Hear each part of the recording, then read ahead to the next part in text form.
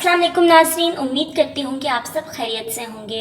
नाज़रीन, आज जो वीडियो हम आपके साथ शेयर करने वाले हैं, इस वीडियो में मैं आपको बताऊँगी कि रोज़े की हालत में बलगम निगलना कैसा है और डिकार का आ जाना कैसा है, और क्या इन दोनों सूरतों में रोज़ा टूट जाता है या नहीं टूट जाता है। तो नाज़रीन, वीडियो बहुत ही इन्फॉर्मेटिव है, आपने वीडियो को मुकम्मल ज़रूर देखना है, क्योंकि इस बारे में आज भी कुछ लोग ऐसे हैं जिनको इस चीज़ का नहीं पता और उनको इस चीज़ का अंदाज़ा नहीं होता कि उनका रोज़ा टूट गया है या नहीं टूट गया है।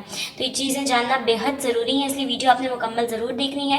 वीडियो में मज़ीद आगे बढ़ने से पहले आप लोगों से दरख्वास्त करना चाहूँगी कि अगर आप हमारे चैनल पर नए हैं और अभी तक आपने हमारे चैनल को सब्सक्राइब नहीं किया है, तो चैनल को सब्सक्राइब कर लें और बेल आइकन को क्लिक कर दें, ताकि आने वाली मज़ीद वीडियो से फ़ायदा उठा सकें। और साथ ही अगर आपको हमारी वीडियोस अच्छी लगती हैं तो वीडियो को लाइक कीजिए, शेयर कीजिए और अपनी राय का इज़हार कमेंट्स में ज़रूर कीजिएगा। जी, तो नाज़रीन, पहले बात करते हैं रोज़े की हालत में बलगम का निगल जाना। ठीक है, बलगम का निगल लेना।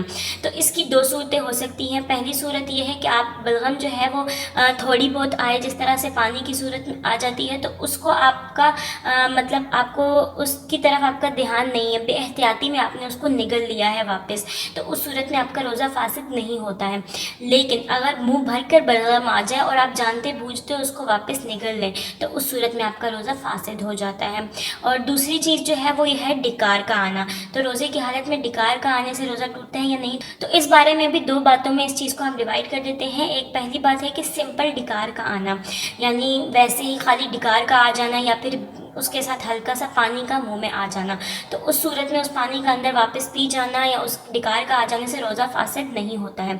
लेकिन अक्सर औक़ात इस तरह से भी होता है कि डिकार के साथ ही जो आपने खाना खाया हुआ होता है उसका कुछ हिस्सा गले में आ जाता है या हलक तक आ जाता है।